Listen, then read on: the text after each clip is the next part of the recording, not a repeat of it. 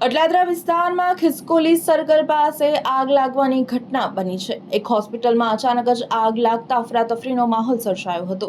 ભર ઉનાળે ફરી એકવાર આગ લાગવાની ઘટના સામે આવી છે। અટલાદરા વિસ્તારમાં આવેલ ખિસકોલી સર્કલ પાસે એક હોસ્પિટલમાં આગ લાગવાની ઘટના સામે આવી છે। તીવ્ર પવનની ગતિના કારણે આગે વિકરાળ સ્વરૂપ ધારણ કર્યું હતું।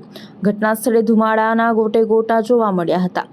આગના કારણે આસપાસના વિસ્તારમાં વાહન વ્યવહાર પ્રભાવિત થયો હતો અને ટ્રાફિક જામના દ્રશ્યો સર્જાયા હતા।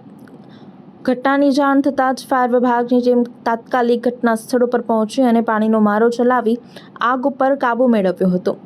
આગ હોસ્પિટલની બાજુમાં આવેલ મારુતિ વર્કશોપ સુધી પહોંચે તે પહેલા જ વર્કશોપના મેનેજર દીપક શર્માએ સમય સૂચકતા દાખવી 15થી વધુ ગાડીઓને તાત્કાલિક બહાર કાઢી હતી।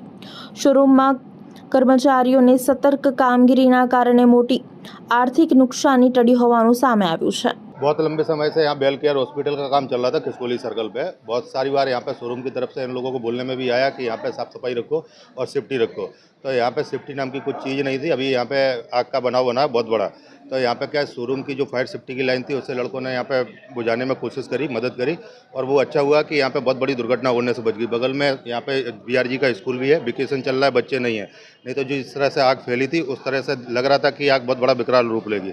लेकिन फायर सेफ्टी की टीम आई और उन्होंने भी आग को बहुत कंट्रोल किया। और बगल में बेल केयर हॉस्पिटल भी है, तो वहाँ पे उनके पास में भी उनकी भी दुर्घटना होने से बहुत बची। तो ऐसा क्या है, ये लोग बहुत मतलब इन लोगों को फिर फायर सेफ्टी के उसमें ध्यान देना चाहिए, क्योंकि ये घटना बहुत बड़ी बन सकती थी।